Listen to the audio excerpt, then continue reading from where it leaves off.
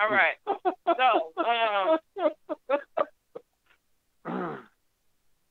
go ahead, because I know you about to get Ralph trash ban on me. Go ahead. Oh, I'm fine. I don't have to be right up. Go ahead. Run the show down. He got attitude.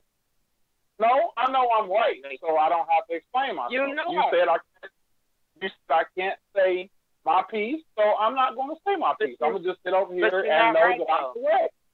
That's all I'm gonna do. You said we was doing the show and didn't tell nobody. No, you assumed we were doing the show because I gave him the time. Actually, Q and I were texting each other directly. We wasn't on the group text.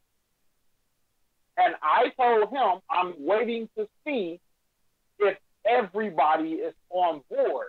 When Hugh said he was on board, I said we waiting to see what's up with Monique. You said you couldn't do the show yesterday?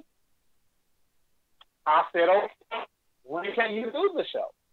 And when I sent the topics out, I asked, are we going to do the show today? That's exactly what I did.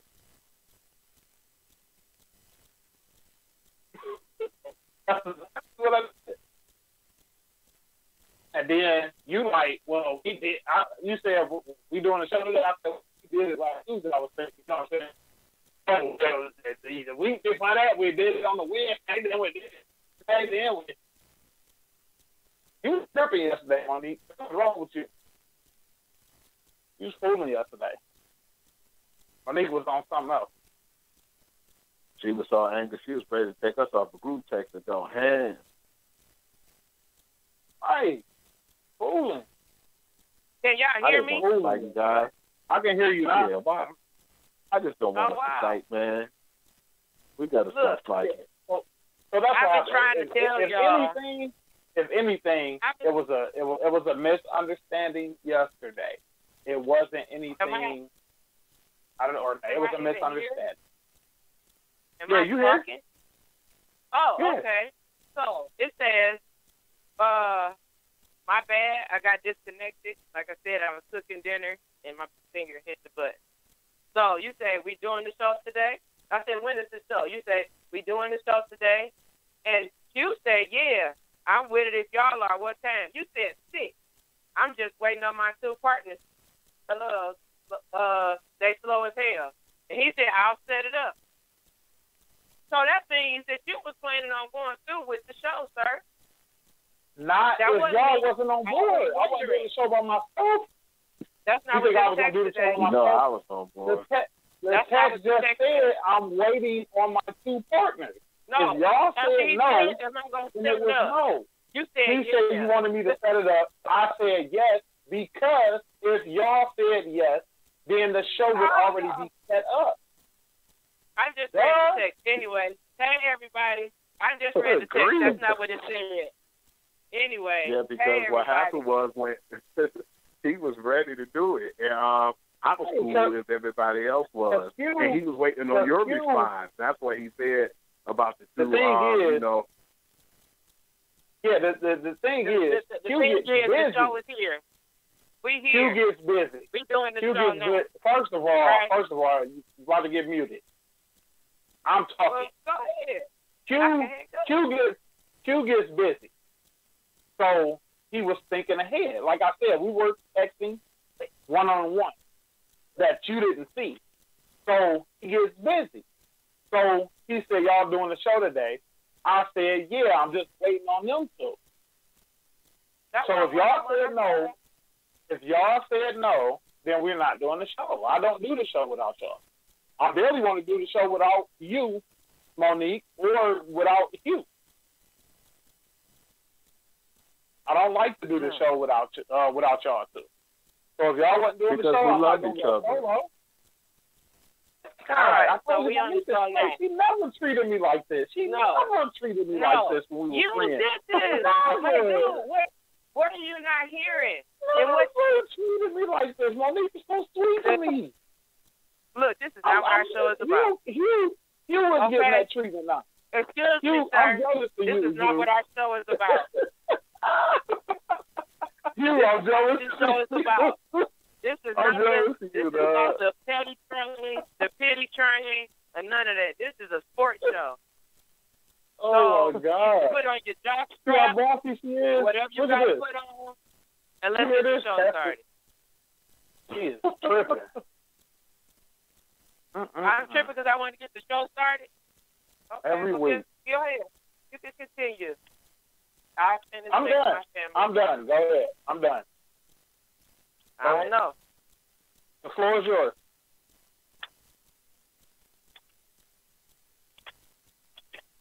What the? All right. So anyway. AFC always amazing. We're gonna talk about that in LeVar Ball later in the show. But hey everybody, welcome back. I know we was on Tuesday last week, but we jump around. So today we on Wednesday. Happy Hump Day, everybody. We got a good show for y'all today. We're gonna talk about the NBA briefly, thank God. And since they start suspending players for constantly arguing calls, I say they should fine them or something. We're going to talk about other NBA news. We're going to talk about LeVar Ball and his mess, especially him pulling his son out of UCLA over the indefinite suspension he received. Right. We're going to talk about the college playoffs, include 8 teams next year. Also a college football playoff, did the committee get it right? We're going to talk about Week 13 of the NFL and our Player of the Week. And the Lions. Are they ever going to be relevant, or are they just going to be SOL? For those that don't know, in Detroit, SOL means same old Lions. We'll talk about Gronkowski's suspension for hitting on the Bills player. Is one game enough? All I know is he thought he was like the Macho Man, Randy Savage, Hulk Hogan, somebody. He was at WWE. I don't know what he was thinking. We were talking about the NFL pledged $80 million to players, coalition for causes to stop protesting. You think that's right, or they just trying to throw it out the window? And good news, possibly Serena might be back in January to defend her title at the Australian Open. So let's get to it. Hugh. Yes, ma'am. How was your week? Everything was colorful. I couldn't complain. I was there for the weekend, but I didn't want to kill nobody, so I was just being positive. But this really actually is just a really good weekend. Got a chance to rest and relax because I had work Saturday, but I was off Sunday. So, yeah, I just enjoyed decent football. That's basically bottom line, and it was great. No complaints. Mr. Lewis? It was okay. Slow motion. Work. That was about it. Nothing too, out the way. Nothing exciting happened. Nothing like that. Just chilling. The only thing that was going on exciting in my life was what was going on in sports. That was about it. The whole BCS thing that we had talked about, all that stuff. But other than that, nothing really. But yeah, I'm ready to get this show on the road. Let's go. I'm ready to talk about oh my God, I'm ready to talk about him. So bad. So Monique, how was your week? Oh, my week was fine. Yeah, how was yours? It's all right. But you see his little attitude he got? All right. Now, see, he on it. He doing it. Who got an attitude? Let's talk about the NBA. Hold on. We ain't going to do that. I do not have an attitude. I am fine today. Okay, well, let's go on with the show. Well, quit saying I got an attitude then before I do get one. And we, you know what I'm saying? Like, we can square up on me. It's every week you picking on me. I'm sick of it. You know I ain't scared of you. I am sick of it. Every week. Every week, Hugh. Get you some nice Every week. Even when I'm being nice to her. Even when I'm being nice to her. No, you don't. She's I just she's told him, mean to I'm me. like, I love you, Jay. And So he tired of that. Sometimes you got to fight back. Sometimes you got to fight back. No. He was innocent. So? Yeah. He knows the real, though. What you mean, so? See how you are? You attack him. You know the real. Yeah, he do. Exactly. You know the real. Well, then shut up and bring up the stuff. I'm trying to host the show, and you keep talking. All right, I'm done. Host it. Thanks. You still talking. See? All right. All right, I'm done. Yeah, we both work. You know we both work. I'm about to mute it. I'm about to mute my phone. So you want to hear me? Go ahead, Monique. Go ahead, sweetheart. I'm sorry. So Hugh. Mm-hmm. What? Yeah. Do you think that they should start suspending? I still hear you. You didn't mute it. You didn't mute yourself. I hear you laughing. I have to, though. But do you think that they should start suspending players for, arguing over calls? And like in 2014, real quick, they tried to get it so that they would be fined for, criticizing referees, not just the players, but the coaches like Phil Jackson. They're trying to file him and Pat Riley and all this stuff. So do you think that they should start suspending them for getting mad, for being babies? I think they should waffle. It's like it should be like a process. I think first before they do, kind of like fouls and everything that goes on in the game. I think the first time, or if they getting too carried away and they extend the conversation, then that's when I'll hit them with one attack. And if they do it again, then I'll pick them off the game and then I'll reevaluate it. But yeah, I definitely think that they definitely should be getting suspended for these long, drawn-out conversations. I remember the one year of LeBron, he was arguing for so long. And, that's one thing I don't like when they holding up the game. And he was still arguing about something happened, like maybe 2-3 plays after it happened. And the player was basically saying, well, yeah, for the most part, when LeBron argued, he would not let it ride. So what we do is we'll let him continue to argue with the ref. We'll take the ball out. We'll pass the ball, and we'll get a quick, easy play in. We get an easy basket because he don't know how to let things go.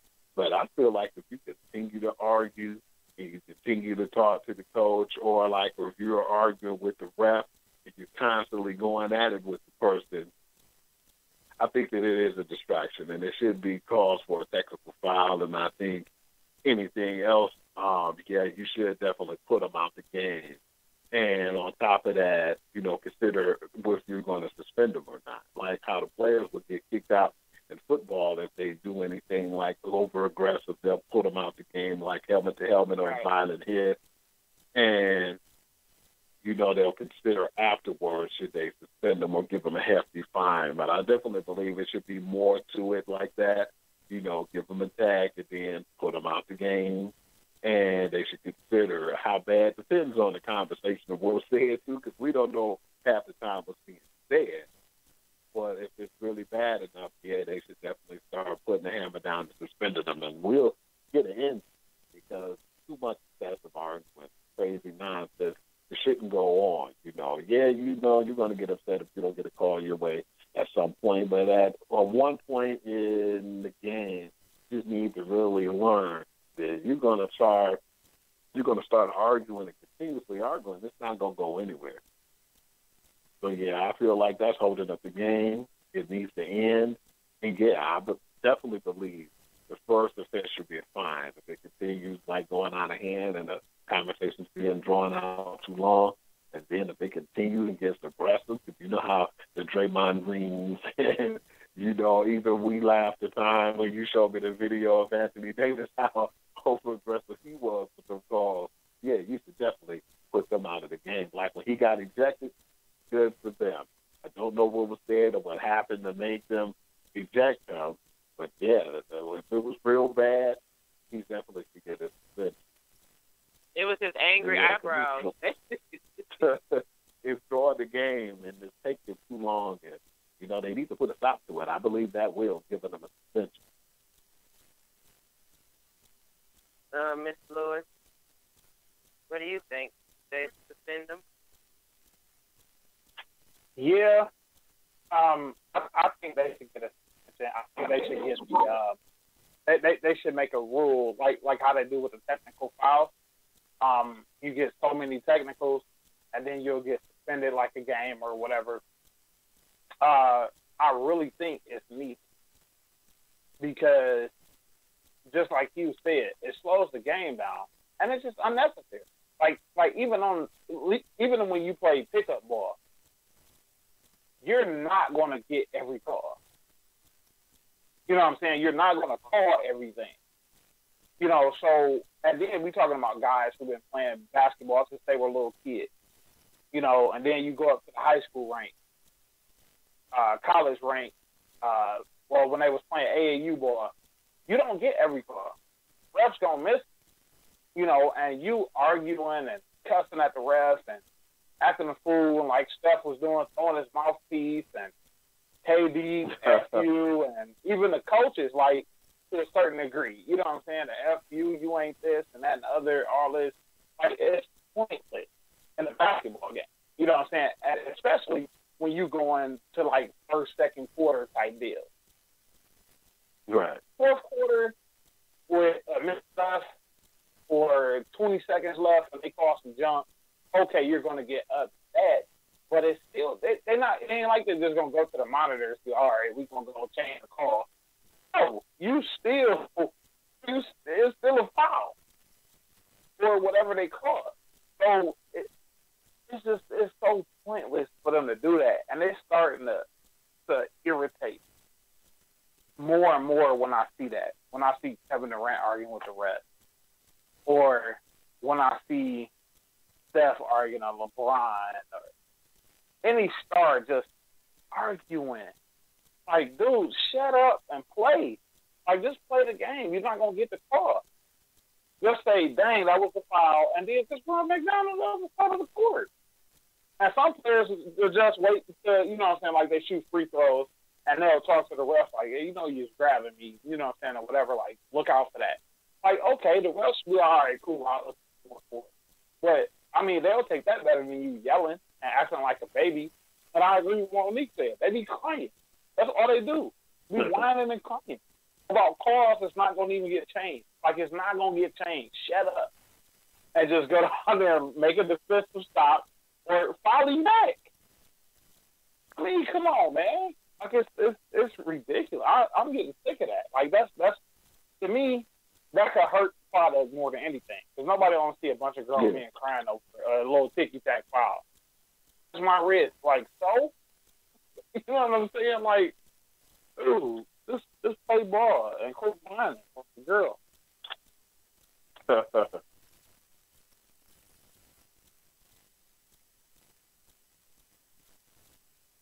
I'm done on it.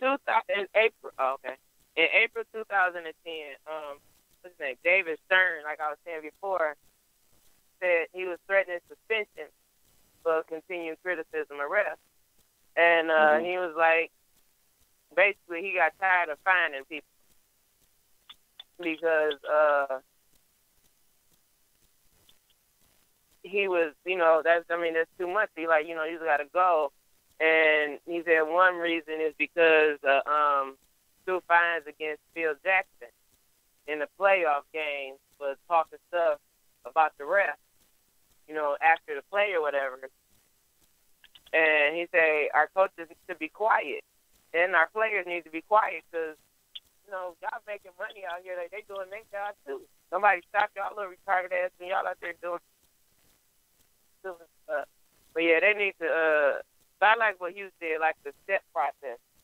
First you get fined, then you get ejected, then you suspended. Like, get over it. You messed up. You're not always gonna like what they tell you. Mm-hmm. So, in other NBA news, what's going on, fellas, with the NBAs? Jay? few things I wanted to talk about within the NBA. I don't like the scheduling with the NBA. Like it's weird. It's weird to me, man. Like the Pistons played like 3 games in 4 days. Yeah, that's absurd. And they were all on the road. They were all on the road. And I'm like, that's crazy.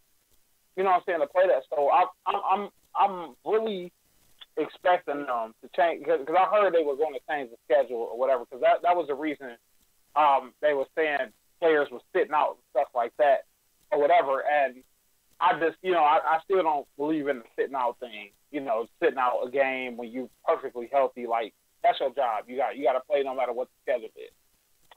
But I understand how messed up the schedule is, because it's weird, and it's uncalled, like the schedule is uncalled for. And you would think that the schedule would have changed over these years, and stuff like that or whatever. But I think they should shorten the NBA season. I don't think it should be 82 games. A shorter season, I think, will help a lot of guys out, and it will prolong a lot of careers. You look at Chris Bosh, for instance, him having to deal with what he had to deal with. You know what I'm saying? That's sitting on them airplanes and stuff like that. He gets blood clots in his legs. You got to compensate for the guys for, 6, I want to say 6'6" and up. Those guys' knees are to their shoulders when they sit down. You know what I'm saying? Like they bend up to their shoulders. So those are big dudes. So the traveling schedules can be hectic for them. So I think they should look into that. And then the question that I wanted to pose to you, who do you think is more valuable to the Warriors, man? You think it's KD or Steph? Who do you think is more valuable? I'll get my take after you. Question, man. After you talk. I definitely feel like KD, man. And I know people probably think I'm crazy because I said KD, but man, KD just all around game, and by him being in the system and respecting what they have to do, he's not as selfish as a player anymore, man. We've seen Steph Curry, man. Love Steph Curry, one of my favorite dudes in the league. But what I've seen with him before in the past, he could be on fire and can't miss a bucket. Or he could be cold and can't make one. I've seen Durant be out of the league or be out off an injury or having a nagging injury and come back like nothing ever happened. But with Steph sit out or have that type of situation where Steph didn't play, you could definitely tell in this game. Even if he's shooting around and warming up, I feel like when he come in, he'll still be a little stiff or his game won't be there. Like the time when he had the little lingering injury and came back, he couldn't buy a bucket. I haven't really seen that with Durant. And I feel like they both take their shots when it's necessary. But what I've learned, too, is Durant don't necessarily have to take as many shots or as many attempts to still have 30 points, and that makes him so deadly because we talked about it last year. He can sink down 17 shots. He could be like 15 to 17, or he could be like at 14 to 17, 13 to 17. If you look at it like that's unreal for a player who takes that many attempts to make that many shots, execute, and at the same time, he's going to go to the line a lot, and he's going to sink his free throws. I feel like sometimes Steph, man, make a lot of bad decisions.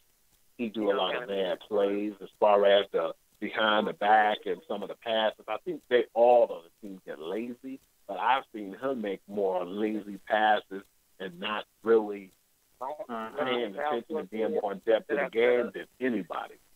So, yeah, I would definitely say right now they would need Durant more because he gives them the open shot when they shoot some threes and everything, man. For the most part, Steph is cerebral when he's in the corner or when he gets the opportunity to shoot the threes or your Klay Thompson, but most times he got to make and create his own shot. And you got to give props, too, by them still having a healthy Draymond. It helps out, too, as well, because he contributes more than a lot of people give him credit for. But yeah, I would definitely have to say Durant at this point. And plus, I think as far as injuries, man, I think he's more consistent. Yeah. As far as the health. Yeah, I agree with that. I would say Durant too. And there's two reasons. One, you mentioned his efficiency is off the charts. I've never seen anybody as efficient as Kevin Durant, besides Larry Bird, in NBA history. Like efficient, that take a higher percentage of a shot. Like he shoots 3 points. Like Kevin Durant shoots threes, just like Larry Bird did. And he shoot, you know what I'm saying, could shoot from threes, elbow, free throw line, stuff like that. And he'll take about 14 shots and make about 11 of them. You know what I'm saying? And get to the free throw line. That's unheard of. So that, and that. And two, he creates mismatches out of this world. Like he's completely unguardable. You can kind of, you know what I'm saying, guard stuff or keep him to, you know what I'm saying, a little bit of whatever, hold him under whatever. But with Kevin Durant, you can't. There's nothing you can do with him at all. You can't do nothing with Kevin Durant at all. Like it's like if he's having a bad game, he's having an off night. Other than that, it ain't what you did defensively, like slowing him down or whatever. Like you can't slow him down. He's something different. So yeah, that was the only NBA stuff I need to talk about. That was about it. Monique, you with us? I'm here. Y'all was talking. You said you had a few things. I thought you was going to say something else after you talked about the Durant and Curry situation. I just had two things that I heard talk about. Okay. What you want to talk about at this wonderful NBA? Man, I just feel like it's good to see a lot of these young teams starting to really look good. Man, really happy right now. I don't know how long it's going to last, but the 76ers been looking pretty good. I like what the Timberwolves are doing. Jay already put me on game on them when he was telling me about the team, and I looked at the lineup, and I was like, man, they got a really solid young team over there in Minnesota, but they are looking good as far as them clicking as a team right now.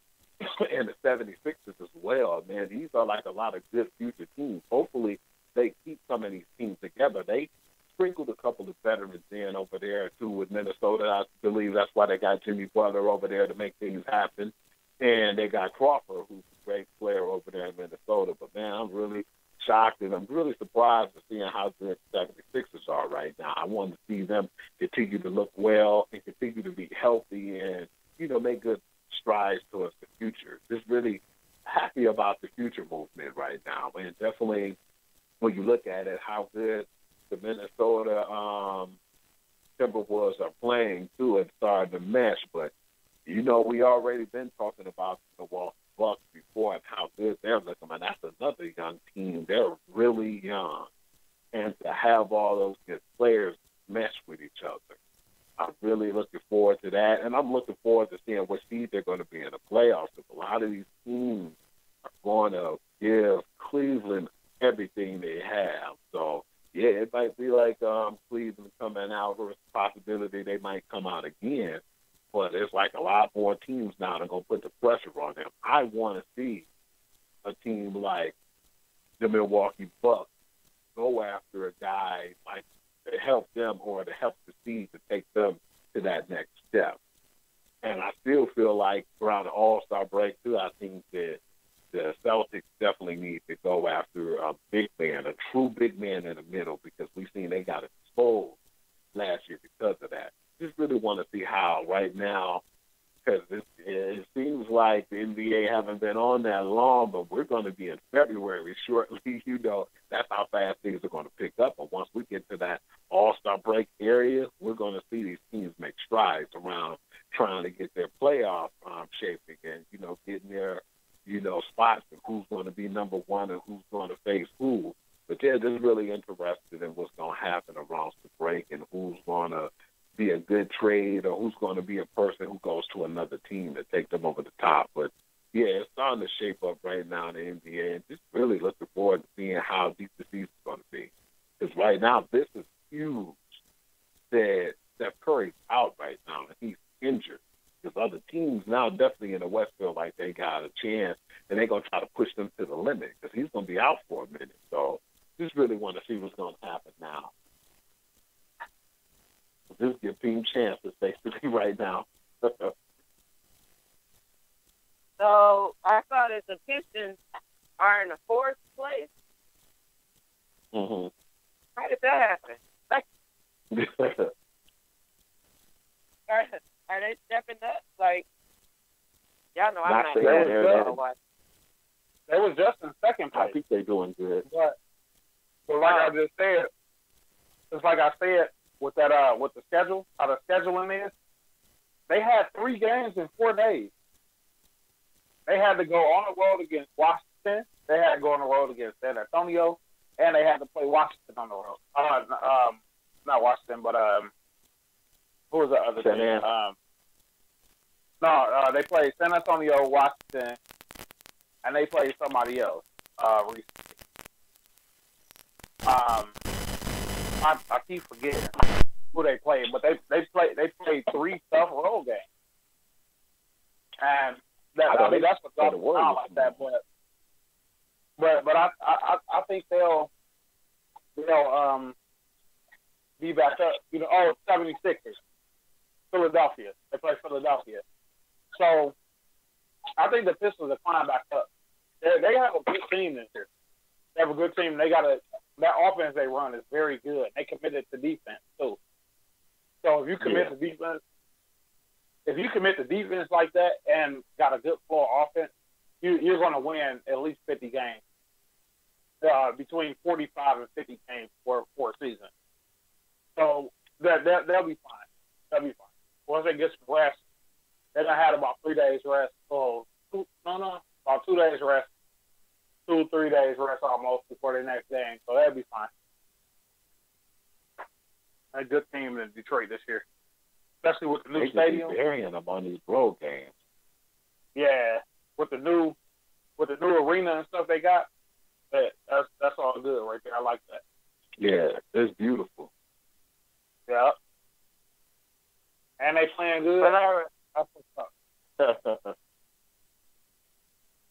right, that's what's up. So before we end this NBA talk or basketball talk, let's talk about our favorite guy, LeVar. So he's been in the news a lot lately, like when he first came out. And he said a lot of things over the past few weeks. Like, but one thing that I found interesting, that at the Staples Center, they have the LeVar Ball rule. Mm-hmm. And I like what I heard it like the Jordan rule and the Brenda rule, and what I'm saying, the Megatron rule. But those are players. I've never heard of a parent rule in sports. Like what is really this? What we got to do? So what it is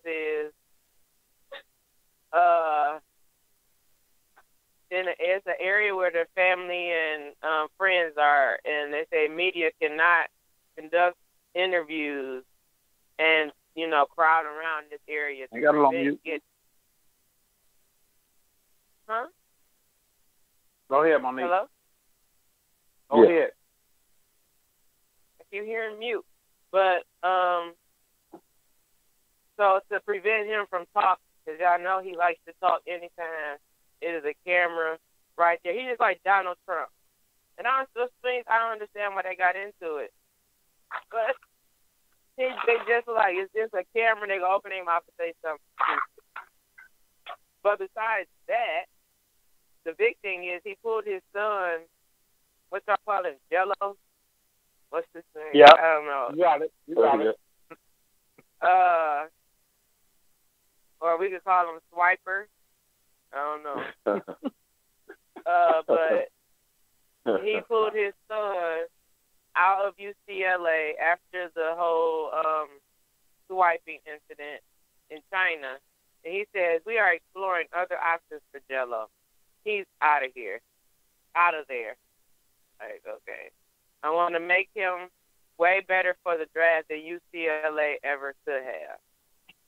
So, for me and all the people out there, from me and all the people, to all the people out there that say he was a great dad, this is not a great dad. Sorry. He's trying to do good for his kids, and he's trying to legacy these stuff. He is taking him a good school, education. All you want is for your son is basketball, not education. That don't matter. Right. Like, come on now. Come on, he ain't even played in a game. Like, he found a bitch, stole some glasses, and now he gone. Did he learn? Like, what math did he have? Well, 101? Like, did he have math 105? English 110? Come on now, like, what? You just will take him out of school, period. Like you did this other little weird-looking boy. You just took him out of school to homeschool him. Anyway. So, Hugh, what you think about Mr. Ball? Oh, and also, they say Jello and Mello. Okay, he can't be Mello. And the other light-skinned number 3. Yeah, light-skinned number 3. Might have offers to play in China and Croatia. So let's just jump in here. What you think of the whole ball, all the balls? I think it's great because, like you said, when you go to school, you're supposed to be going to school and trying to get an education. So we've already had situations where we had, and we amongst each other had discussions saying, yes. A lot of people look at it and say when they're in school that they're athletes before they even say anything else. That's what they look at. They're not looking at these guys making educational decisions and doing things for the right reason. Most times, and it's messed up. Yeah, you're giving them they're on a school academic scholarship. Most times they're not looking at the education standpoint. We know that they're using these kids to get what they want from the alums and getting the money and putting the money into these colleges. So a lot of them are not really worried about getting an education. As long as they go there and be able to play and do the things they like to do with basketball and sports and the game they love. It's just really sad that in this case with LaMelo that it's not really nothing really coming out of it good for him. You know, this whole incident happened where they shouldn't be over there doing any stupid shit like that in the first place. But them doing that, getting exposed to getting caught, and you're already a commodity because of your name. We know that your brother's trying to do something in the NBA right now, Lonzo Ball. And you're in college, you got the spotlight on you, and you can make a difference. The only reason really people know him is because his brother and his dad right now. But at the same time, it's not like they're suffering for money. We've talked about that. They don't need no money like that. They're not, oh, man, damn, I'm broke, man. This family is living pretty decent. His father, as stupid as I think he is, he's a smart businessman. But just really feel like right now when we come to this kid and his education, that's really just sad for them. And UCLA, this incident happened, and for LeVar Ball to put his 2 cents in. For all the people, like you said, too, saying that he's a good dad and he's doing well by his children, I don't think letting him get an opportunity to go to college and taking him out because you feel like you don't like what's going on and how things were working in UCLA is going to really help out anything.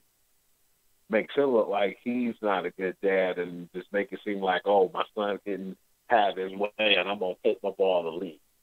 Literally. That's funny. I like it. But it feels that stuff because it's like, come on now, this kid can get education, he can get out of college and still, if anything didn't work out for basketball, he has that education to fall back on. This doesn't feel like it's a smart move. Look, especially since he said he the one, Jello, whatever, is the one not going to the NBA. What? Absolutely. You better leave that boy Well, he really didn't have no faith in it. You heard him say he's not doing nothing in the NBA. Son, you're not going to make it. You just the cream in between these two little vanilla Oreos. You're not going to, you just, no. He will take you out. You stay the star. You're not doing nothing. So. That's why I thought he was laughing out, ball, when he did some of that foolishness. Right. Like, that don't even make sense. But what you think about this LeVar rule at the Staples Center? I wasn't on his ass nowhere near my Staples Center, to be honest. That's actually a pretty good rule, because I wouldn't want that clown nowhere around, period. You know, I had his ass sitting somewhere, and as crazy as it sounds, like in a suite or somewhere where he can't even be out so where people can't see his face. I should give him the luxury of being in a suite, but I'd rather him be somewhere more private, somewhere he can't, interfere or have really too much to say. Just sit your ass down and shut your ass up. Good for All right, them. we got another one for you. He's always lashing out at somebody. It's not education, it's the president. Well, that's all right. He can talk about him. That's cool. But so he's talking about the coaches again, about how he's disgusted in the Lakers coaching and handling of his son, saying they don't know how to coach him and all this other stuff. What do you think of that? You think that's helping his son's chances of a better NBA career, or he just screwing his son all of them? He's hurting a lot of their careers. He definitely is. Their careers is basically going to be damaged by him, and you can see it. The whole LaMelo situation, trying to pull them out of school, and then want to criticize the coaches. But guess what? You've never coached a day in your life as far as on that professional level, so you don't know what it is and what it takes to be in that position. So I don't like him criticizing and saying that too, because of the fact is, just because you did some wreck ball don't mean that you're a true coach. He can't go out there and make the decision to do what the coaches want, and execute a good game plan for a team. I just feel like it's not the Lonzo Ball show, and that's why he's pissed off right now. But at the same time, if he wants his son to excel, he needs to play better. Right. Right now, my boy Brandon Ingram is balling out of his mind. He definitely stepped his game up this year. And I really feel like he's one of the shining stars on the Lakers.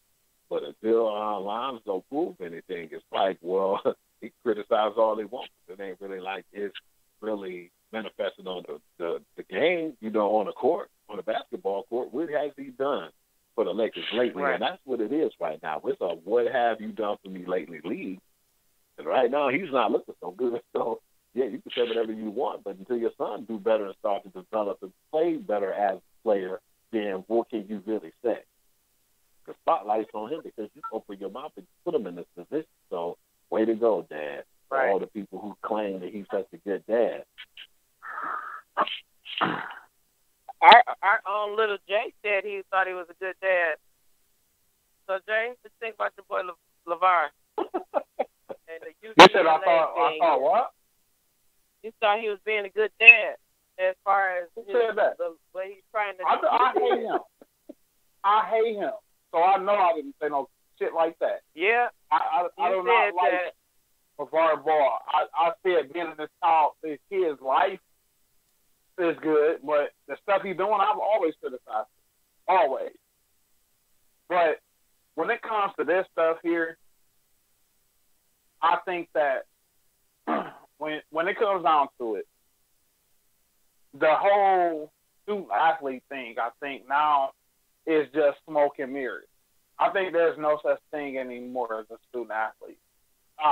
The reason I say that is because everybody's chasing the dollars. They don't promote education anymore. They don't promote, just in case, you blow a knee out, you want this degree or whatever. And that goes off of just a kid being in school for 1 year and then leaving. You can leave after 1 year in college basketball. or you can go overseas, play over there for a year, and then go to the NBA draft. So let's stop putting education in the middle of it, because more than likely when a kid is getting recruited, they're not thinking about the kid's future beyond that sport and how they can help the school or whatever.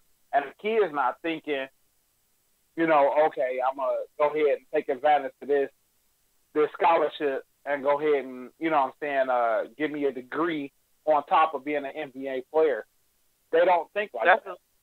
No more. That's what we were saying about, as his dad, you should be the one thinking like that, you know? But I'm saying, you already know that's not, that ain't even, his whole thing is trying to get his kids' brand, like that Big Baller brand. They trying to market that. Mm-hmm. That's all they doing. And I think him pulling Jello out of UCLA was stupid for two reasons. For one reason, I feel like it's not teaching him nothing. He messed up. He did what he did. Let him take his punishment. And then try to work himself back into, you know what I'm saying, the good graces or whatever, or what have you. Let him take that punishment or whatever. And for two, he trying to say that he's taking him out just he can teach him better than the coach. He said, I'll make him better for the draft than UCLA ever could. I feel like he's killing his kids' future. I really do. I think Lonzo is playing the way he's playing because of his father. Mm-hmm. I really do. I think his father put unrealistic expectations on him. I think Lonzo wasn't ready to go to the NBA. And it's showing. He's not. He wasn't ready. Mm-hmm. Secondly, I don't think Lonzo is 100% healthy. He looked like he's laboring, like something was wrong. I think he probably needed to sit out a year or a half a year or something like that. You know, I know back in the day, you know, unless you was a high level draft pick, like a real high level cat that's been in college for at least 2 to 3 years, you wasn't seeing the NBA floor until about a year or two. Am I right, Hugh? Yeah, absolutely. Yeah, I mean, you look at a lot of guys, you know what I'm saying, they sat on the bench for a while. You know what I'm saying? Kobe, he sat on the bench for a while. You know what I'm saying? Kobe just didn't come right out of high school. Yeah, Kobe just didn't come right out of high school and just was Kobe. He had to sit for a while. Yeah, he had to sit. So I think that's dumb of what he's doing, taking his son out, and his son just feeling like, okay, well, you know, hey, I ain't really got to, you know, take responsibility for the shit I did and work myself, you know what I'm saying, whatever. It's sending a bad message to his other kid, to Melo, too. You know what I'm saying, LaMelo. It's not, I don't know what's wrong with Lonzo, LeVar Ball. Like, he's controlling. He wants to control every aspect of his kid's future. And to me, that's just not realistic. It's not realistic because your kids are going to get to the point where they're not going to depend on you. And like I said, I'm telling you, it's going to be the younger kid who tell his daddy to get the hell on. It's going to be LaMelo. That's who it's going to be. Once he gets to a certain point, he's going to be like, Dad, I'm straight. I don't need you like that, dude. Like, you can go somewhere. You know what I'm saying? So I really think they need to make that rule where the kid is in school for at least 3 years. Because it's hurting the college game for one, and it's ultimately going to end up hurting the NBA game. And then, if they're real serious about it, they'll up the grade requirement for them to actually get into school, and they'll up the requirements to stay eligible. Because right now it's what, a C minus? to C-minus average. So they can give them a bunch of black courses in school and keep them eligible just so they can win basketball games. So I think if they want to take the student athlete thing serious, that's how you do it. But LeVar Ball is really dropping the ball with his kids, and it's just it's crazy, and it's all about him. It's not about the kid. I told everybody that. I said it'll be different if it was a kid saying something and their daddy just backing them up. This is all him. It's all him. He want to be in the spotlight. That's what the Lakers did. What they did before they interviewed his son, they was interviewing him after the game. That's absurd. I would have put that rule in when Lonzo got drafted. Stop interviewing this idiot because it's not about him. So, I mean, that's how I feel about it. What you think about them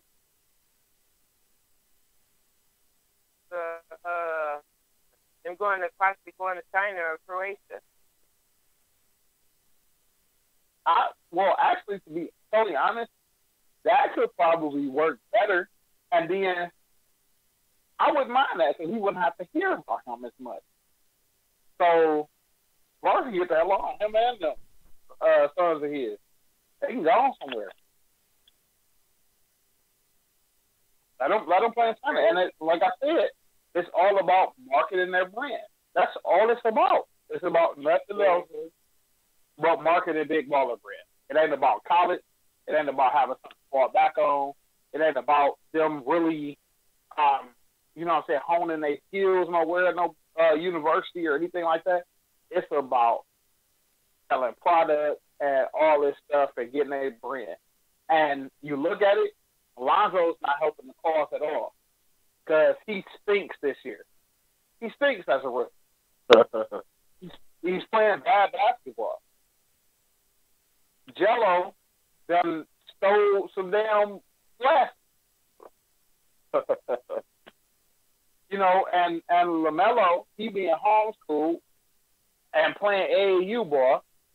Nobody's seeing him playing nowhere right now. His daddy getting them together, he said, or whatever. So, how is the brand really going to spread into it? So, if you want to put them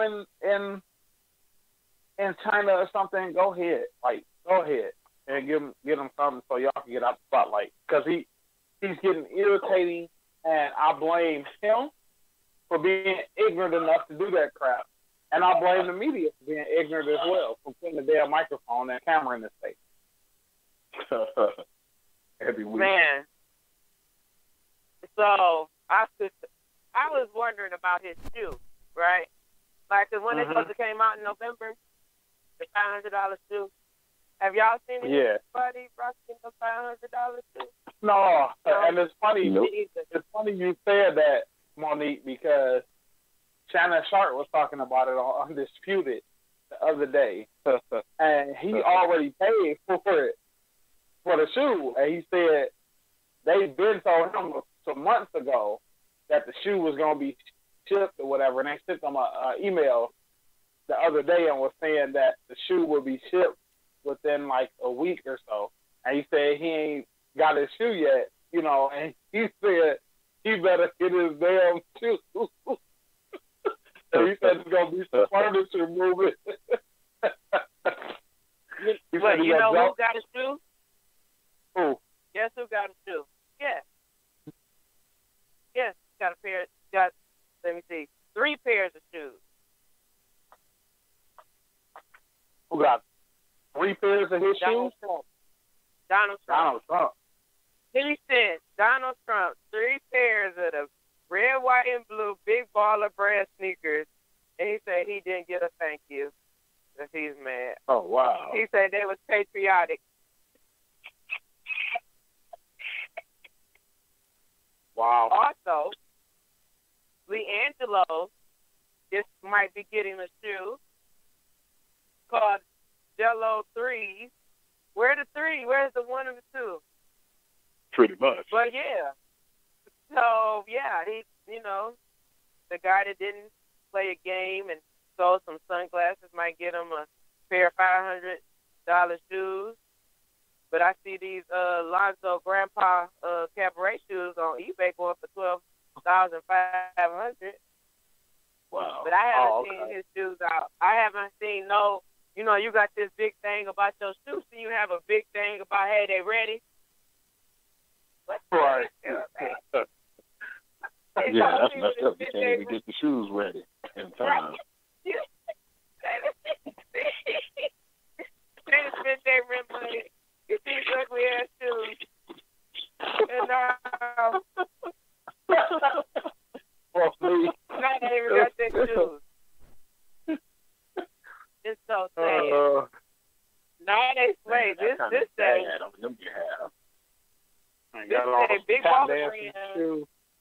Right, old customer's apology for failing to deliver on Lonzo Ball shoes. Wow. Oh man, I wonder how Shannon Sharp gonna beat somebody. Well, Shannon Sharp gonna beat somebody's ass. Man, this was 3 days ago. He's threatening him on live TV. He said, "I want to get my shoes." He said, "I want to get my shoes, so I better get my 500."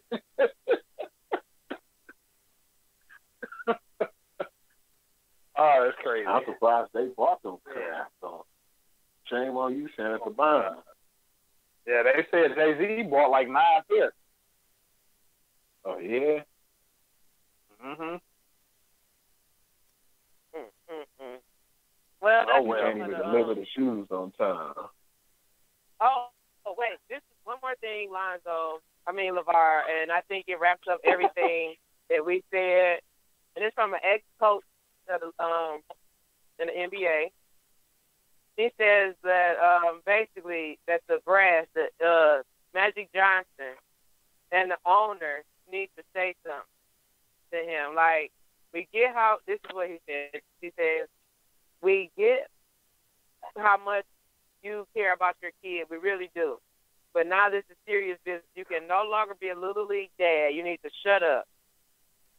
Say it nicely, but it has to be said. Just shut up. Stop talking. Stop. Please. Stop talking. So, becoming a distraction. He's too big of a distraction. It's getting out of hand. Oh, but he's funny. Oh, he makes me laugh. I tell you what.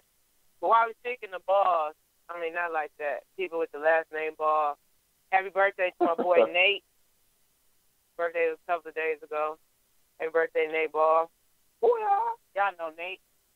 And you play football with him? I just saw it on the book. Big Nate. Birthday. I should have remembered that, but yeah, happy birthday, my dude.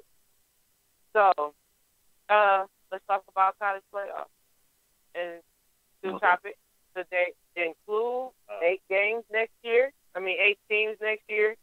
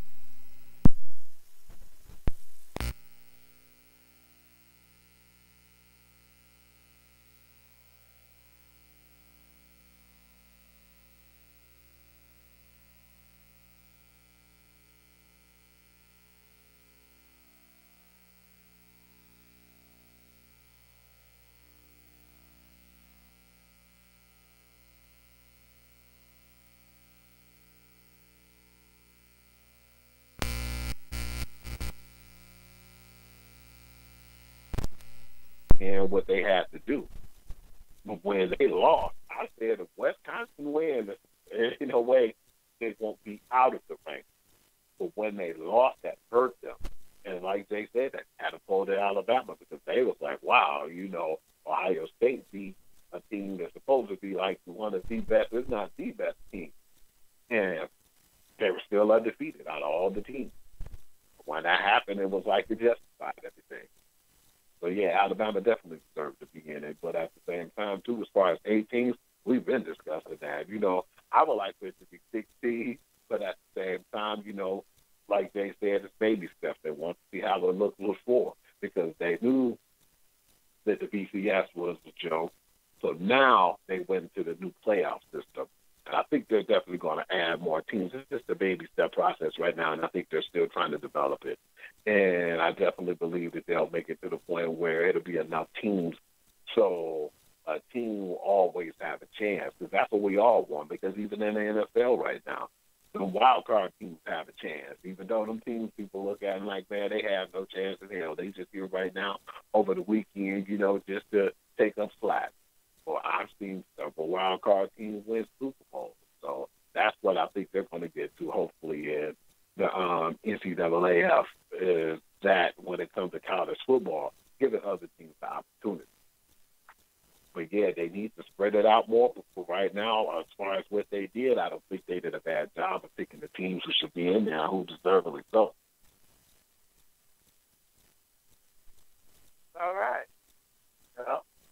So, let's talk pros. Let's talk pro sports. Yes, ma'am. These athletes are trying to get paid. Oh, what Jello probably will get because, yeah. Anyway, let's talk week 13 of the NFL. And, of course, our player of the week. Do y'all know who my player of the week is? Stop it. About to say something crazy. Yeah. You know who it is? Who is it, you? I'm going to go with Russell Wilson. Oh, okay. Yeah, you can go there. I was going to say it was... okay. I was going to say it was the Macho Man. His elbow to the back of the head. That's Oh, no, stop it. I like athletes that don't know what sport they playing. Them the athletes I like. They don't know where they at. He's drunk to doing that crash leap thing too much. He just got confused. He said, well, they be jumping on people. Let me do it. That was poor baby. Poor little tink. No, let's talk week 13. Go Lions. Like, I'm lying. Oh, no. Oh, I'm lying on the Lions. You. What you think of week 13? Really? Man, I thought it was pretty interesting. There was some juggernaut games on there, but I think it's going to be more powerhouse games this week than the week that just passed, week 13. But there was a lot of crazy stuff. There was some good games. There was some games to prove, like, okay, this team is legit.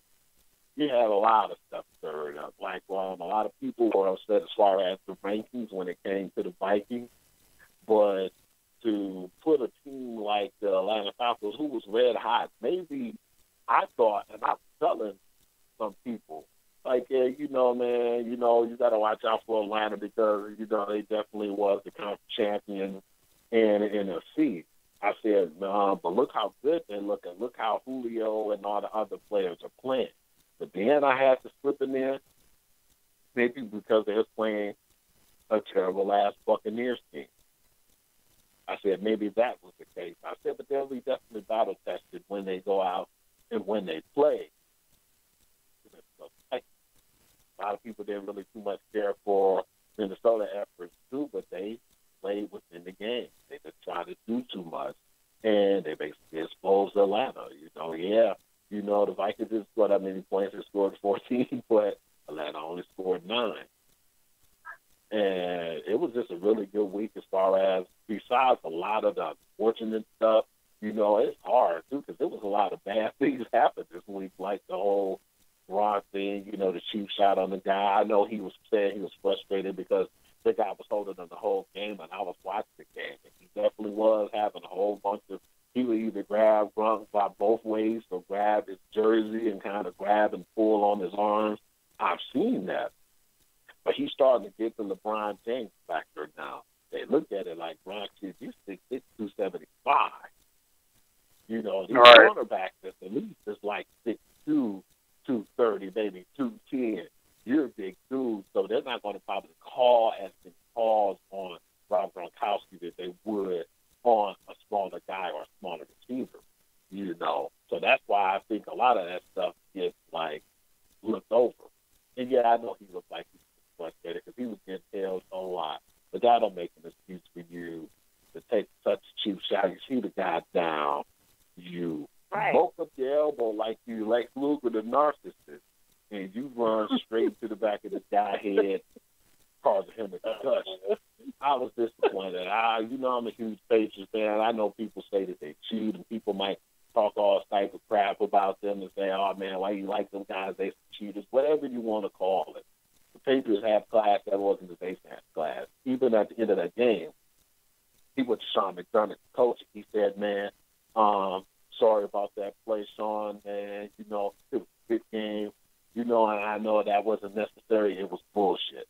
He called it the way it was. And Gronk even apologized, which I appreciated, but still, man, I don't care if it was even in the heat of the moment. You got an defenseless man who's on the ground, and you did that to him. I really think that two games would have been more justified. So when I heard other players talk about it and say things, I was mad that they were kind of taking shots, and saying, well, yeah, that's a double-edged sword. How you going to defend? But I understood what some of them said because we're going to get into the whole crazy fiasco, the martial arts match, if you didn't see it, Mo. I know you see it today. It was mixed martial arts on Monday Night Football. I saw that. Yeah, I saw that. So, yeah. You said it was taken what? away from the game. Mixed martial arts the whole MMA. game. It was nothing but a whole bunch of illegal, unnecessary hits. A lot of people didn't like Murphy because of his illegal hits. That's just Fontaine being Fontaine. That's what and I feel like when he did that, a lot of the stuff in the past, but then I didn't even think about it though. But we was looking at the preview for Monday Night Football. I remember John Gruden showed the one when the Steelers got the cheap shot on Carson Palmer that caused them to go deep. Because I think they definitely would have went really deep in the playoffs that year if Palmer didn't get hurt because they were beating the Steelers. Then the guy did the whole thing when he went and attacked. He tackled him very low on his leg, which everybody always talk about is the Brady rule. But it first happened with Carson Palmer. You get your history and your facts straight. And it messed up his leg, and he was out that game. And that it changed the complexity of not only the Bengals, but it changed Carson Palmer's career for good, man. Because remember, before that injury, Carson Palmer was one of the top 3 dudes in the league, bar none. Yeah. After that injury, he was a shell of himself. He was damn near D. Rose. And you see now how it affected that game, and it sprinkled over just that history alone. The Juju Smith-Schuster getting fined when he hit him, which was kind of karma in a way for Montez Murphy, but the standing over him part, and the George Iota, the helmet to helmet, it just got so out of hand. And not only that, I thought the players would have played with a little more passion and dignity, more or less respect after what happened to Shazier, man, because he had that spine contusion. It was like when he tackled him, his neck went a certain way, and he was just out. So I thought it was going to be a little more of a respectful game than what it was. And that freak show kind of took away from the football. But to get to my picks and everything, Mo, I'm going to tell you my pick, and I'm going to get off of that topic now. Even though it was some pretty good games, that game kind of shouted a lot of the weekend. But, yeah, my player of the week, I definitely have to give it to Russell or just the Seattle Seahawks, period, offense and defense. Because I'm going to say 2 things that Jay's going to definitely agree with. One, we already know Russell Wilson just flat out poured out on the boys. But this definitely keeps them in that MVP race because I thought it was Winston, Tom, and really nobody else. But everybody else was an afterthought. But that definitely lifted Russell Wilson as far as in that category of the MVP talk. Not only did he play one of the best games, man, he played a smart game. And he executed, and he scored the red zone touchdowns when necessary. And the defense, man, that front seven balled out. They made Carson Wentz look like a second-year player who's developing. They kept coming in, putting the pressure on him. The offensive line, as good as Philly offensive line is, had no answer for him. They had no answer for that defense. And just to drown him out like that, and you went to Seattle and played Seattle too, that was a huge win for them. That's going to keep them in the hunt. But not only that, it definitely shows some of the things about the Eagles or them getting exposed too. You know, definitely on defense, they look bad on the cornerbacks part, man. The cornerbacks look really bad. They was getting tossed over all day. That front, I definitely can't see nothing bad on them. But then they kind of stopped the run game too. But yeah, if I had to give it to somebody, I'm giving it to both sides of the Seattle Seahawks, offense and defense. That's my player of the game. All right. Jay? Well, you pretty much summed a lot of. I'm going to go. Well, I'm just talking about two games mainly that stood out. And from those two games, I'm going to go with my players of the week. The first game I'm going to go with is the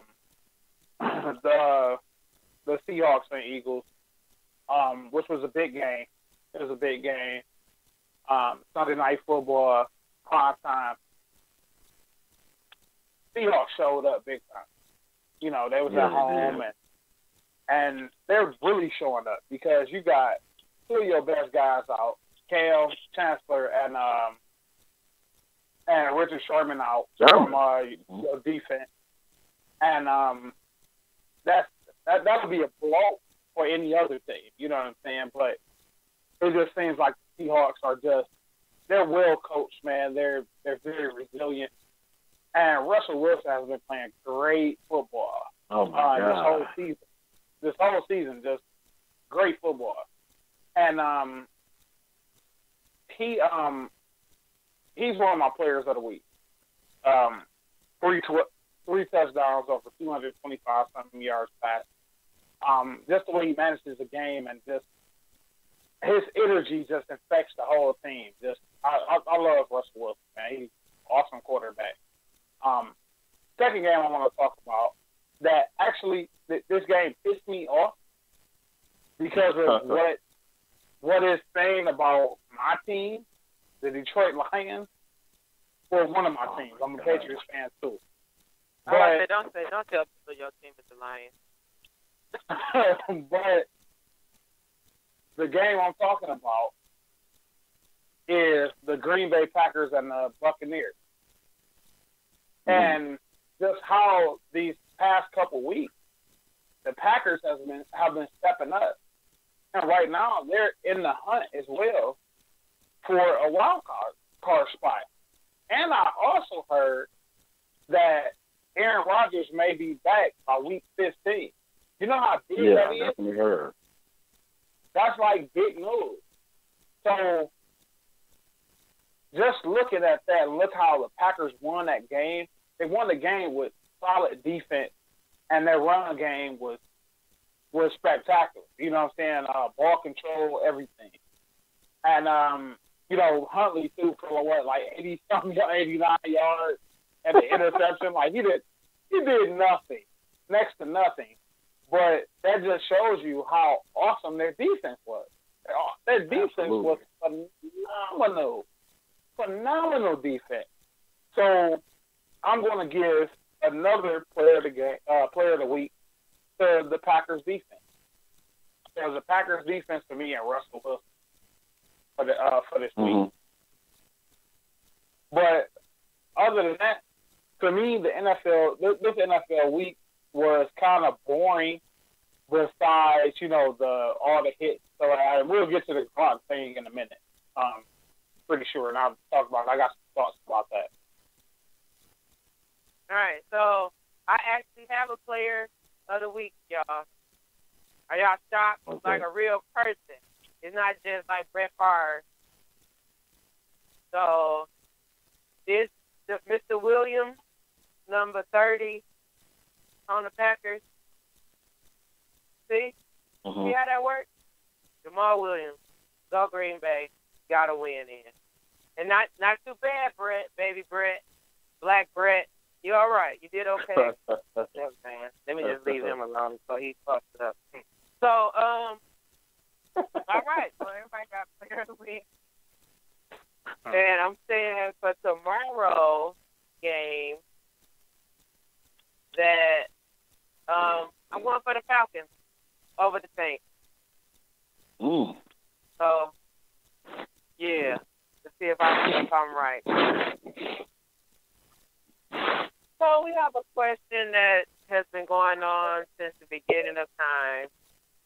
Since football was created and Detroit decided to have a team, are the Lions ever going to be relevant in the National Football League?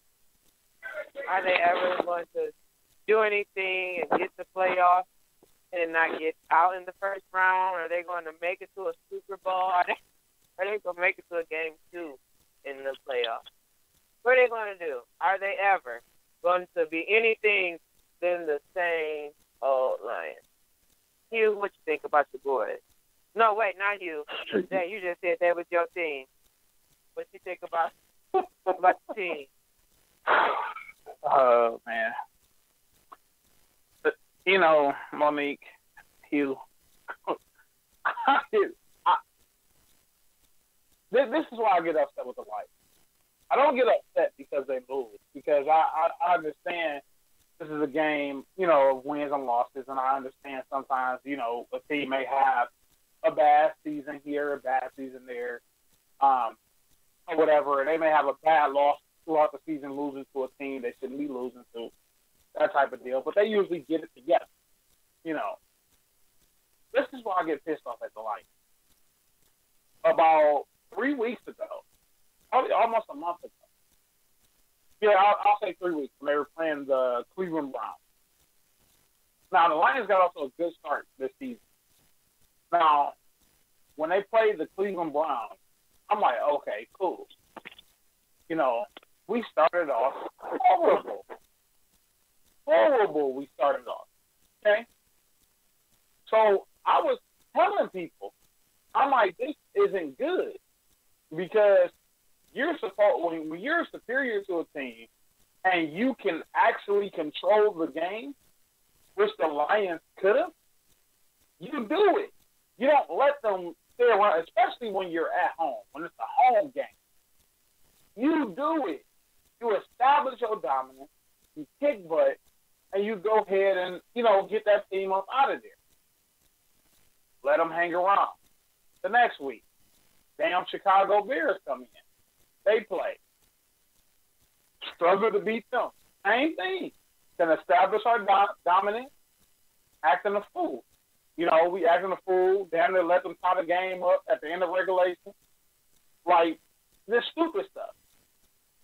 Then, Thanksgiving, we get whooped on by the Vikings because the Lions decide they want to come back and treat them like they did the Cleveland Browns and the Bears and come back against them or whatever, but forgot that the Vikings had an awesome damn defense, okay?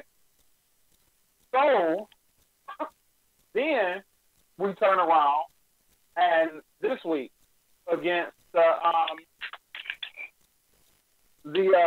Baltimore Ravens. Play the Ravens, same thing. Start off terrible, 20-0, right off the bat. At halftime, 20-0. You come out in the second half, turn it to 2014, about to come back, and then you forget the Ravens are good. So, my point is, I said this a while ago. Me and you talked about it. I said the Lions are going to have to make a decision. Are we going to be mediocre? Or are we going to be elite in the league? Because right now, you don't have the excuse of saying we got a bad team, our team bad. No, you have a damn good team where you can compete and be elite every year in the NFC. At least in the NFC. A threat to at least win your division and win a playoff game. At the least, Monique and Hugh, at the least. Yeah. But no, over and over again, they show everybody, hey, we're going to be mediocre. That's what we're going to be. That's it. We're mediocre. So, I don't think they're ever going to be relevant because they don't treat this serious.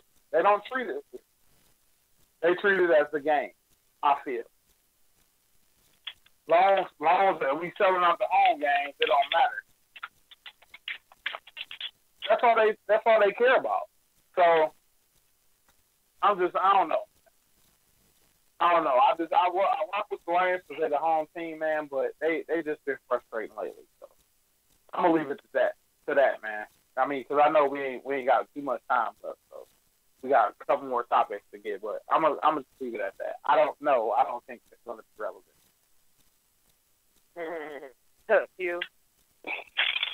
You know what? They kind of remind me of that Cincinnati Bengals team over there. One thing I say is I don't think they're ignorant to do like ill-advised things like the Bengals do. But I feel like they lose the game. It's not because they're not a good team. They just find ways to lose. And until they fix that, and I'm definitely looking at it like you can or you maybe can't blame Caldwell. But at the same time, he can't go out there and execute and do the plays. It's the players. And until they play better and have the will and want to win, I don't think that the Lions gonna be relevant. I'm gonna just be honest with you. Until there's some changes, I don't think they're gonna be relevant. They're gonna have to want it though. You can't say, yeah, you're a talented team, you're the best, and let them believe that hype, and then they go out and do the opposite. I just don't feel like they're ready to be elite. And until they show and prove that they're ready to be elite, they won't be. I'm finished. Poor little lion. So let's move on and talk about the wrestling match that occurred against the Patriots and the Bills. I mean, the football game that happened between the Bills and the Patriots when Grump did this late hit on a boy who was already on the ground. He ran up behind him, knee to the back, elbow to the back, and there was nobody there to count. So I don't even know why he did it. He wanted to go get the championship belt. He wanted to go get the Super Bowl. I don't know why he did it. But, yeah, so do you think a one-game suspension is enough? Again, me personally, I don't think it's enough. Just because, if you're standing up, I think it's like somebody trying to fight you when you're sitting down. You know what I'm saying? Like, you're sitting down. This dude laying down on the ground, face down, ass up, and you come up behind him and do some freak shit. I think he should have got more. So, Jay, what you think of this? When I saw the play, I was on my way to work. I was getting ready for work, and you know how they show the Patriots had a 1 o'clock game. So they show the highlights, at like 4 something. Right after the Lions game, they start showing the highlights on Fox. So I see this, and I immediately got disgusted. Like I was upset with the whole thing. Like it bothered, it pissed me off. Because for one, we're already dealing with the whole concession thing. They want to make football, right. this pansy type sport or whatever within play. You know what I'm saying? They already got to deal with enough within play. Then you go and do some garbage like this. Like, to me, it was disgusting to look at Grant. You know, I like as a player, you know what I'm saying, as a player, but this here, it was just so uncalled for, and it was disgusting. And then I saw that the league gave him one game, and I'm like, one? Like, he could have paralyzed this dude. He could have hurt him. And Grant, I mean, it wouldn't have made it no better if it was a little dude, like a little running back or a return man, little receiver, or something that's like 180 pounds. I mean, it would have made it no better, but I'm pretty sure the blow wouldn't have been as bad as taking something from a damn 6'7", 285-pound tight end. Mm-hmm. And, you know, that brace that he has on his forearm, it's a club. Like, he got plates in his arm. Like you said, Hugh, the narcissist, Lex Luger, back in the day. You know what I'm saying? Had the forearm ran, you know what I'm saying, the forearm against the forehead and stuff like that. Dude just clobbered him upside the head. And I'm like, what is up with you, Grunt? Like, that was so uncalled for and so unnecessary. And when he got the one-game suspension, I'm like, that's it.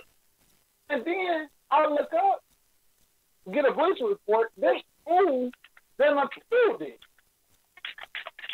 Yeah, First of all, idiot, you apologize on national TV, apologize, and ran it at the same time about the refs not giving you calls or whatever to justify what the hell you just did to this man. Because it ended this man's whole career.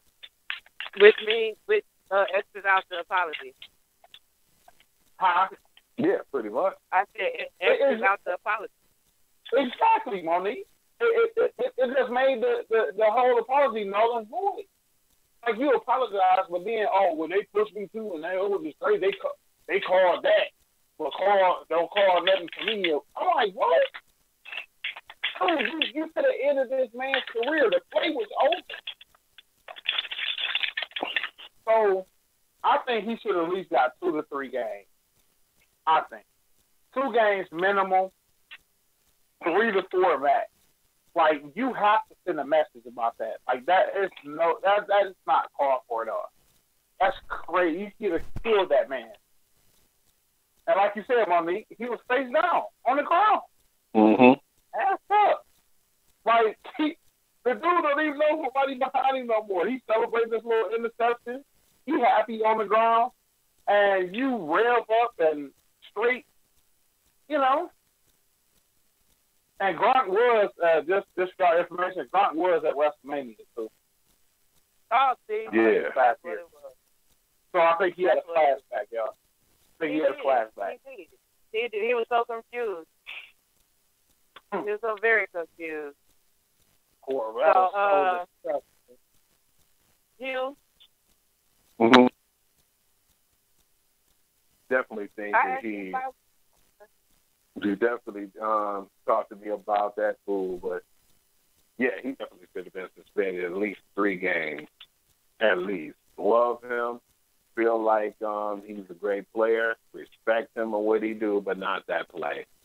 That was just really like Bush League. It was uncalled for, and he shouldn't definitely be just 1 game suspended, because when you look at it, I've seen players get suspended for longer for worse. So, yeah, just to, get off of that, tip, that's not even really nothing you should do, and it's not even welcome in football. It was funny to me, too, because I've seen something that he wrote to Davis White. He said, the whole hood looking for Gronk. Hey, I thought that was cute. For that, man. You try that in the hood, a dude that don't even like you would defend you off that. That was just so bad. Oh, the guy that guy here, he said the whole hood looking for him. Like, they got to play on Christmas Eve. So, All right, but I got a question for y'all. Mm-hmm. I'm sorry, Hugh. Go ahead. Oh, no, they're going to try to calm that down now after that. Because they was trying to calm a lot of that crap down, because it was rivalry week. So it's trying to tell these players to tone it down and, we're going to watch everything. And these stupid asses still did what they did. Okay, so somebody named, when I was reading up about this, a lot of players are saying that he shouldn't have got it. Then Ben, my homie Ben, from the Steelers, was saying that Juju Smith should not have got the same suspension as Gronk. Now this hit that this boy did put on, woo, that hurt my body watching him hit him. But he was standing up. It was indoor, the game's still going on around him. You trying to run him, my guy? I supposed to hit you. That's my job, to hit you.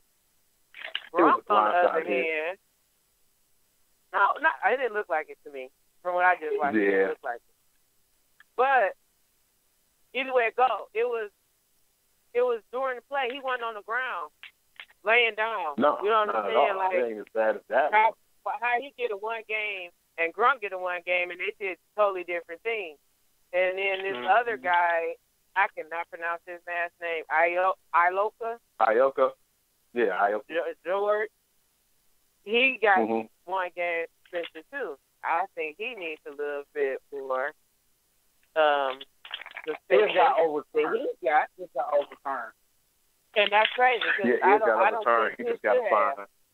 No, he didn't mean to do that. He didn't mean to. That was a bang play.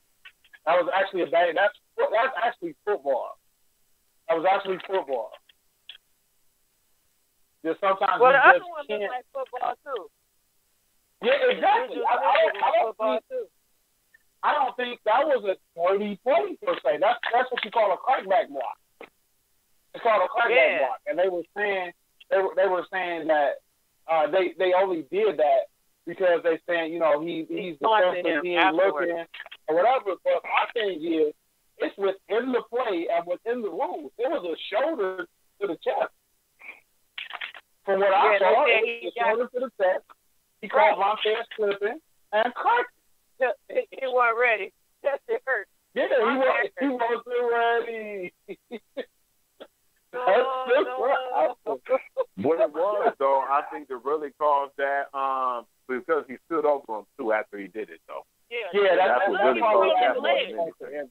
But no, he was holding his leg. Why you holding my leg? I'm trying to walk away from you holding onto my ankle.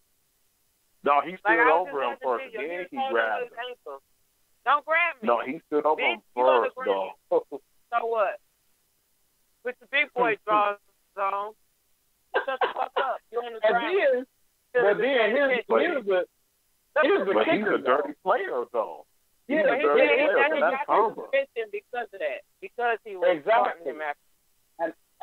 But here's the kicker, Monique. The dude that got hit, Vontaze Burfict, is known for being dirty. He's known for being a thug on the field. So that was his You know what I'm saying? So that was pretty much. Pretty much. But it was a legal fine. That wasn't like Juju didn't just hit him, you know what I'm saying, awesome in the back or when the play was over. That was within the play, and Vontaze was actually about to come pursue the play. He was about to pursue the ball carrier because it was a pass play. And when Vontaze turned around, Juju was right there and shoulder went chest, and he went down. Like, it is what it is. That's football. Anybody will tell you that. Yeah, but I just thought that was interesting how they do different fines, different stuff. I think it's your name, too. You got a big name, then you're not going to get a fine as much as somebody else would. So, let's talk about this, the NFL pledging $89 million to go to social justice causes to help stop all this protest. I mean, that's all this stops. I haven't heard about nobody kneeling and all of that. What you over there doing? Fighting? Oh, no, my bad. I was playing Madden. See? Oh, like he on his stick. Yeah, I'm deep into the playoffs, too, so I was a little aggressive. I apologize. Who your team? Patriots? Come on, now. I play with Green Bay on my Madden. Yes, I play Madden, and I kick ass. So, yeah. Just saying. Get at me. I hate Madden. I ain't played it, but I can still play. I'm sure. But anyway, let's get back to this. So the NFL have been there pledging $89 million, which is to them nothing. They make that just talking. Exactly. So it says for 7 years, with owners chipping in $5 million this year, maxing out with $12 million each year. I mean, this is cool. They said it came after Dolphins safety Michael Thomas and Niners safety Eric Reed broke away from the Players Coalition, saying they don't believe coalition's beliefs are in our best interest as a whole. So I agree. What do you think? Do you think this is going to actually matter? Do you think that this will help anything? Or do you think this is just I'm saying I'm doing this, but in reality this is what will happen type of thing? Hugh? I really think that they just doing that to trying to keep the players in check right now. They know that these guys are going to continue to do what they do. They're going to continue to kneel, and they're going to continue to feel like we're not getting treated as equals and we're not having injustice, and I feel like the owners don't really take it seriously. Definitely how Jerry Jones reneged. You took a knee with your whole team, and then after that, you said, all right, that's it, but that's foolishness. You color boys, get back in line now. Steal your ball. You need to keep your mouth shut and do what I tell you to do. And if you kneel now, after the fact, there is going to be repercussions. So he basically contradicted himself and then made it seem like he was all as one with his team, but didn't really have nothing to do with it. It really didn't care about the cause. It was basically a slap in the face. And now they feel like this money would basically put a bandage over the stuff. So a lot of people say, okay, they really are aware, they really care, and they really are taking us seriously as far as what we want and what the cause we're trying to fight. It's the exact opposite. They want to put that money on there to sugarcoat and keep things quiet. So I feel like that money is still not really going to help or even bring any alertness to the cause. We all as people, black, white, no matter what color you are, we all need to try to be better as people, and we need to look at things differently, We all look at it, and it's like so much stereotypical crap that goes on in the United States. I can be in the suburbs and have on a hoodie. Why? Because it's cold as hell. I can have on a Carhartt, not even a hoodie. I can have on a Carhartt because it's cold as hell outside. And they will look at me like I'm a criminal, convicted felon, or something of that nature. And so far, so good. I thank God I never got in any type of trouble like that. But that's how you would label me. There's so many people and stereotypes in the way they label us. I feel like even the owners look at some of the players like they're thugs. Just don't really feel like we get in our justice. But then at the same time, just us as people need to be better off towards each other. But I really don't think this money is causing anything that's going to help. I think it's just basically trying to sugarcoat and patch up this stuff right now to try to keep the players from being aware, like we said before in the past, of being aware of what's going on in their surroundings. I mean, that's all I have to say. Real quick, Jay, before you start, I know your pause will be long, so I could probably talk. They said that nothing. It's so on sports. The first site I quoted was Sports Illustrated. But this one is Sports Illustrated, and it's saying that they agreed, this is from the 30th of November, that they agreed to commit $80 million to social justices that will help African American communities. Not just whatever cause you want, you know what I'm saying? It's supposed to be specifically for African American communities. I mean, I think they just with that, and what I'm mad about is that the other articles didn't say anything about African American communities, or other ones that I read didn't say anything about African American communities, which is a problem in itself. You know what I'm saying? Because if that's what it's for, and you're not saying it, then that's not what it's for. To me, right? It's like the apology, then the rant. Like you don't apologize then rant. You apologize and stay humble. Or you give it to this community and you let everybody know what community is for, not just, I don't like that. I don't like stuff like that. But I think that's a good thing, but a bad thing that I only see it in one article that they actually naming a specific community that they doing it for. Go ahead, Jay. Sorry.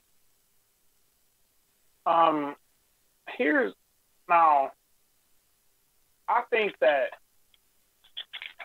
this reminds me a little bit of the civil rights movement, as far as how I view it and everything that went down. And here's what I mean by that. When we were, segregated from whites, and we couldn't have a lot of privileges that whites had, and stuff like that.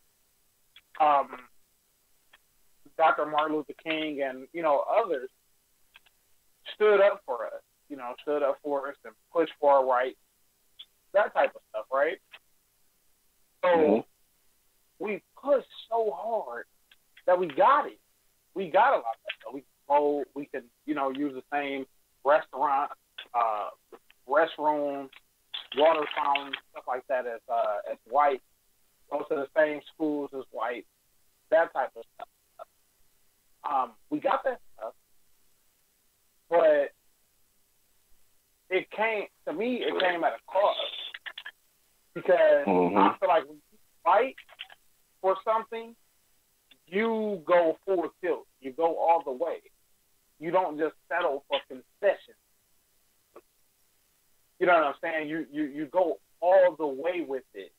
And I think the civil rights movement was not finished. It wasn't finished. Because you look at it now, it just repeated itself because it wasn't finished. You see what I'm saying? We're still dealing with a lot of those social injustices that the guys are protesting now. So I feel like if the civil rights movement had been finished, nothing would have came to this. It wouldn't have came to this type of deal.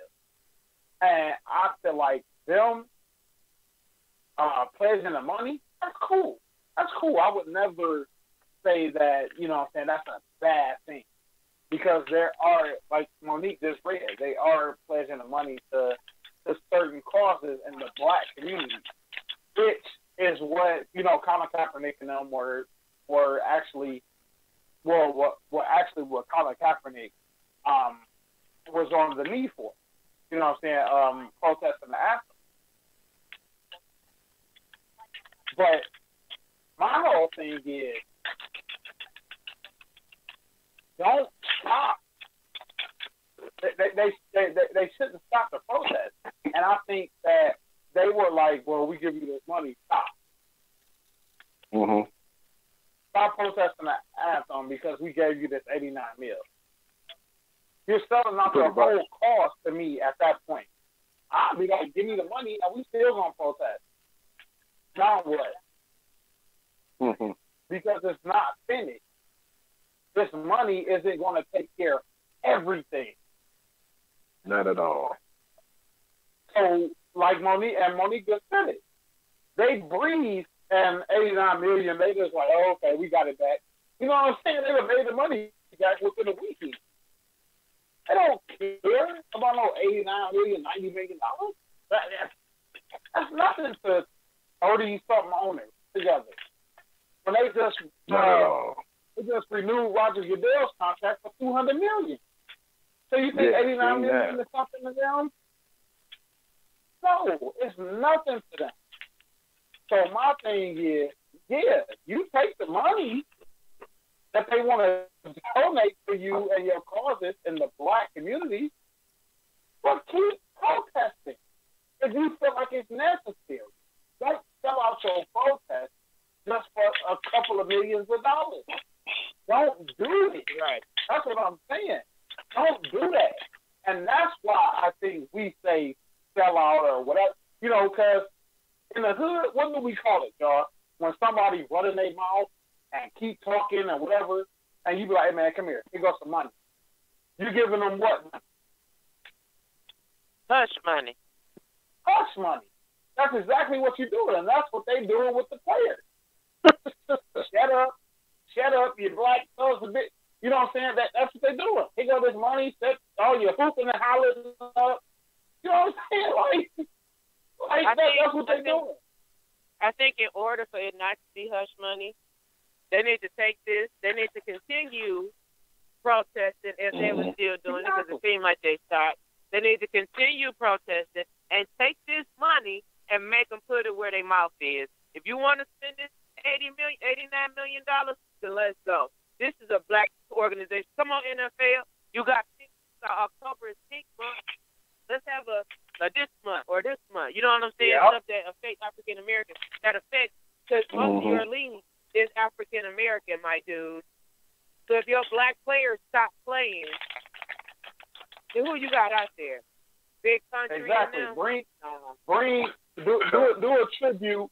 Do a tribute to all of the young men that were taken from us and their families through police violence and through the police brutality stuff. What Trayvon Martin's parents at? Right, that's it. For Black History Month, everybody wear pink. Y'all wear pink. Wear red, black, and green socks or whatever. You know what I'm saying? Y'all got all this army stuff on. Do that, like something. Make them put their money where their mouth is.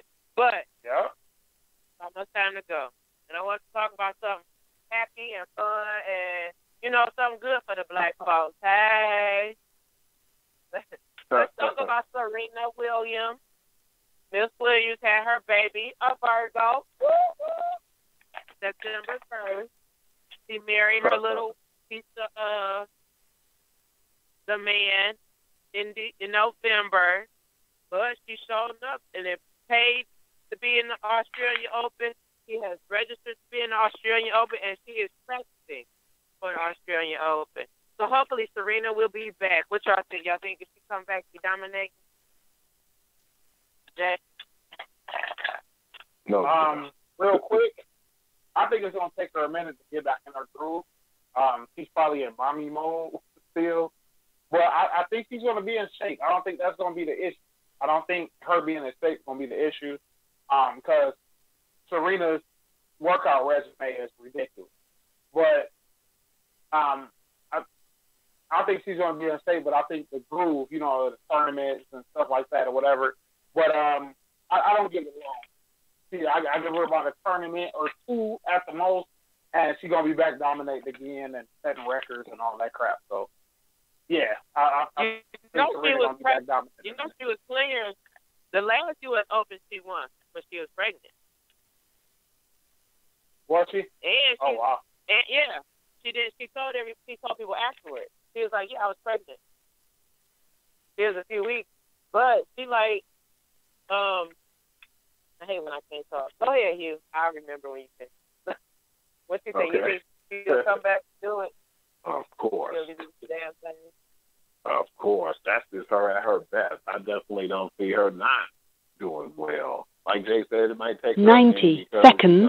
She got to get to the point where she's not missing the baby, because that's going to be a little bit of it, her missing that little baby she just had, being a mother. She's going to have to get out of that mold. She's going to have to get a little bit of the rust off, too, but then after that, she's going to be Same. Once she gets out of that stage, it's gonna be like she never left. But yes, I definitely believe so. Just to make a long story short. And she was practicing while she was pregnant too. 60 like that seconds. Big belly, she was still out there hitting them tennis balls. I don't think the money thing gonna stop her. I don't think that she gonna have, like, because you can take your baby with you. You can have your baby at the tournament with you, so you got the mommy time. Like, so she not one of us regular folks. We don't have that option. No. She could take her baby with the 30-90 and all that, and they could be right there on the sidelines or in the back, you know what I'm saying, watching. So, good luck, Serena. And I hope you win. Get to knock these little young girls out. So that was a good show. Started off a little rocky. I wish you could see how I was looking at you right now. So 10 seconds. Great, because we're a great team. Can't wait to see y'all back next week with Beyond the Bleacherz, E-Block Radio with Jay, Hugh, and Mo. Peace out, y'all. See y'all next week.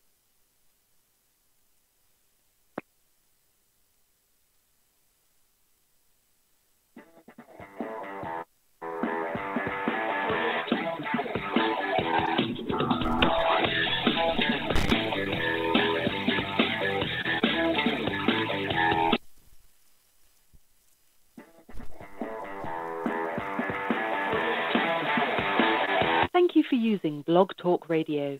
Goodbye.